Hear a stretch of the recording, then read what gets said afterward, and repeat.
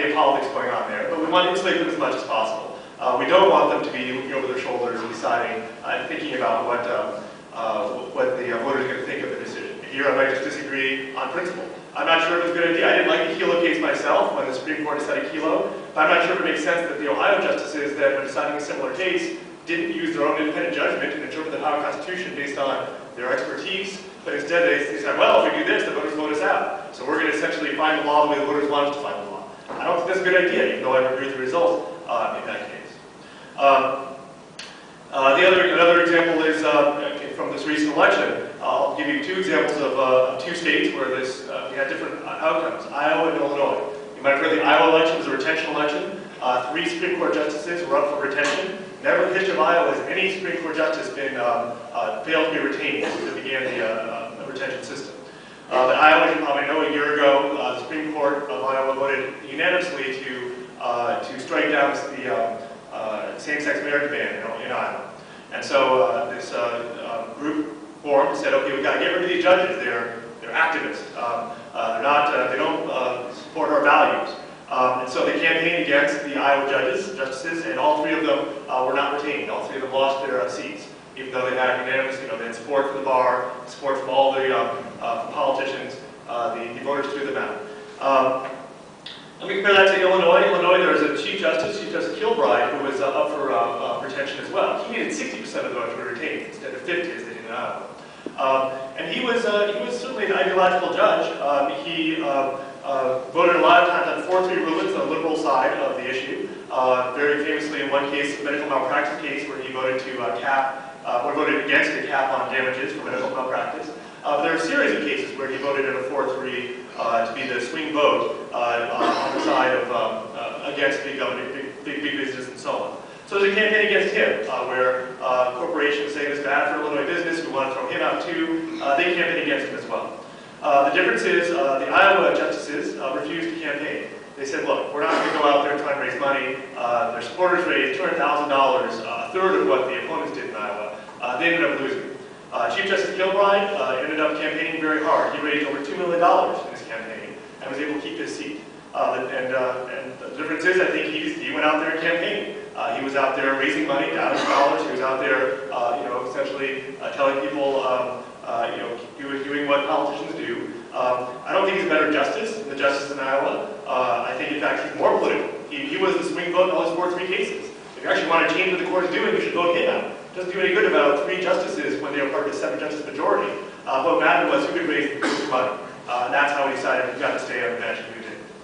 A couple other points that I would point out, the problems we have with elected judges. One is, and this is also mentioned, many justices do run unopposed. The idea that you're losing your right to vote, your right to choose, can be somewhat illusory in some cases. It's sort of ironic. Between 30 and 50% of Supreme Court justices run unopposed every year. This year it was 35% across the country ran unopposed. Much higher than any other comparable seat. In the House, for example, for House seats, only about 11% of races are contested. And those are districts which are very rural, very urban, very strong Republican. There's no point running against them. Supreme Court justices, of course, almost all of them run statewide. In senatorial contests, only 1 out of 37 ran unopposed. In gubernatorial contests, none ran unopposed out of 39 this year. So we really don't have the kind of competition we'd like to see in a robust election, in judicial elections.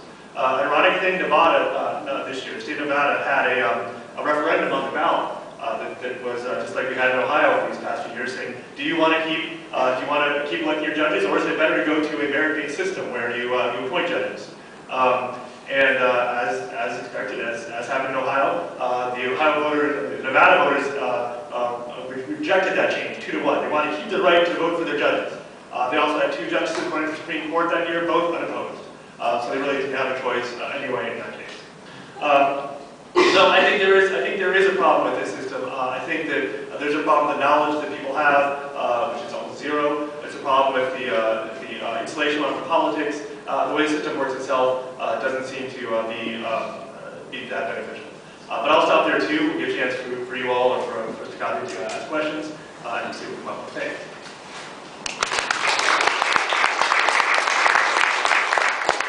Well, thanks to both Professor Huebert and Professor Simmons for those enlightening and provocative presentations.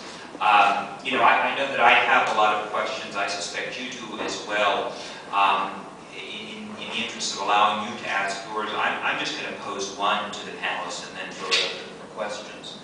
I should disclose at the outset that, as I mentioned to Amon at the time that he invited me to moderate this panel, although I'll try to be impartial in my moderation, I have strong views on this issue. As I've sometimes said to my students, I think that electing judges is about the worst idea that's ever been implemented in the history of our democracy. But let me try to step back from that for a second and just understand what's really undergirding these different perspectives on the election of judges. And it seems to me that there is a first-order disagreement here. If one believes in democracy as majoritarianism, then it strongly militates in favor of the election of judges, or at least having retention elections along the lines of Missouri's for judges, on the theory that judges should be accountable to the people and the majority should rule.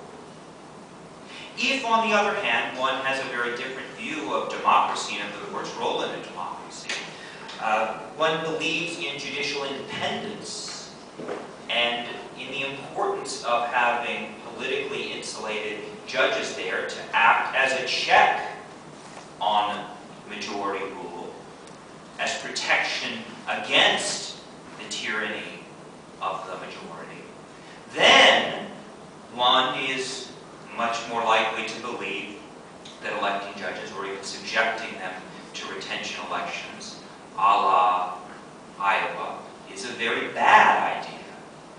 And I think Iowa, actually, although it was not mentioned at all, I don't think by Professor Huebert, and just mentioned in passing by Professor Simmons, seems to hang over our discussion and provide an excellent example for this. Look, if you believe that it is the majority that should be making these decisions, then Professor Hubert's view sounds very reasonable. If, on the other hand, one thinks that courts have a role to play, particularly in constitutional adjudication, in protecting minority rights, then Iowa looks like a disaster. So, don't we have a first-order disagreement here, my question to both panelists, on the role of courts in a democracy, and doesn't our view on that first-order question dictate what we believe about the wisdom of judicial elections? Professor Huebert, I'll give you further crack on that. Well, for my part, I'm not a majoritarian. I don't necessarily like democracy per se. I only think that judicial elections serve instrumental value to limit government power. I don't think that I don't see how it follows that if we just have this tiny minority of people, if we just have politicians choose judges, and then they don't have to go in front of voters, well, then they'll be good and they'll do good things. I don't think that follows at all.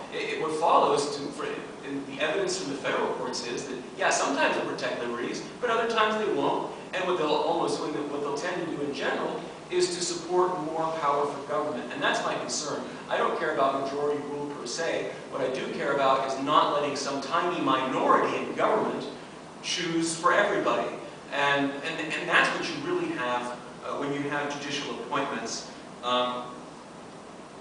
So yeah, for me, it's certainly not about majoritarianism. You know, somebody has some quote about, you know, how they'd rather be ruled by the first 500 names in the phone book than by Congress. Well, that's kind of how I'm reviewing it, you know, because the first 500 names in the phone book, they don't know what they're doing, but they're also not coordinated. They don't have any special interest agenda they're trying to advance. They may be ignorant, but it'll be kind of random ignorance, whereas special interests, when they gang up against you, and it's just a few of them, it's very easy for them to do a coordinated attack on your liberties in favor of stronger government. So for me, that's what it's really about. It's not about majoritarianism per se.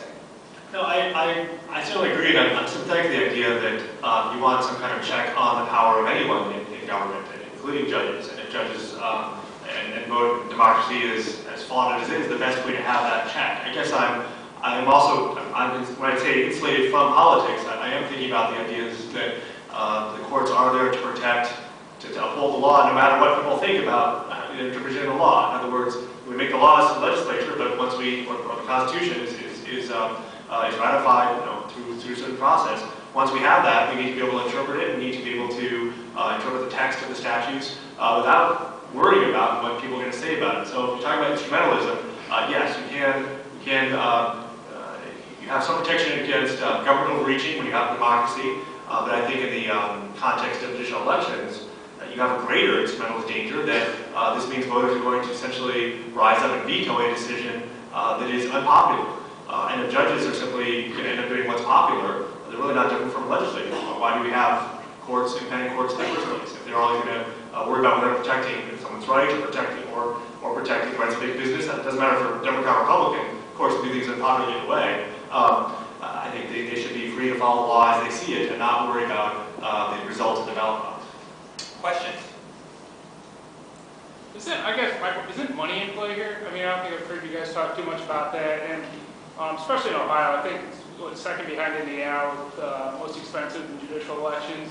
And so let me just ask you generally about, is that something in play here that maybe is the reason we need to get rid of it, the judicial elections, but also to Professor Huebert, as applied to Ohio voters not wanting to move away from the election format. Is it maybe more compelling a case now that we're in the middle of a recession and elections are so expensive and maybe voters could be swayed?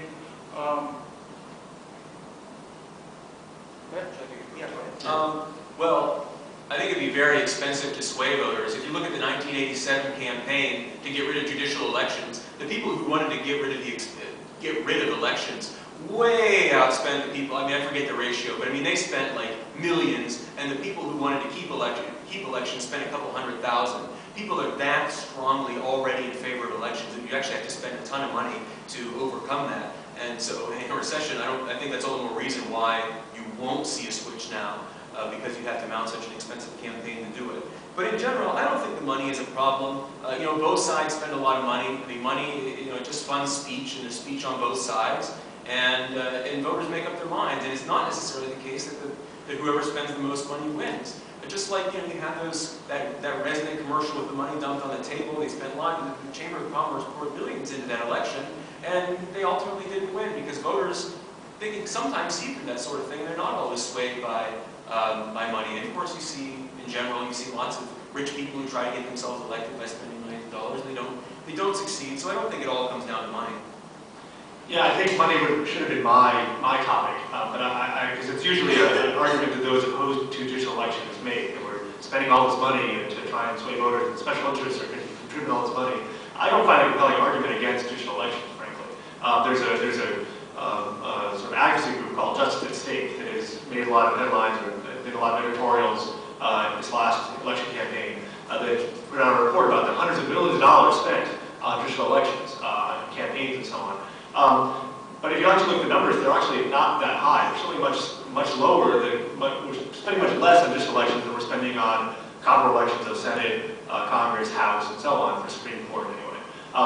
And so, although I do think it's, I guess my point, which I mentioned in my opening statement, I do think it's problematic that the judge that is better at raising money might have an advantage over a judge that doesn't is good at raising money. I don't think it's a good way of choosing who's the better judge.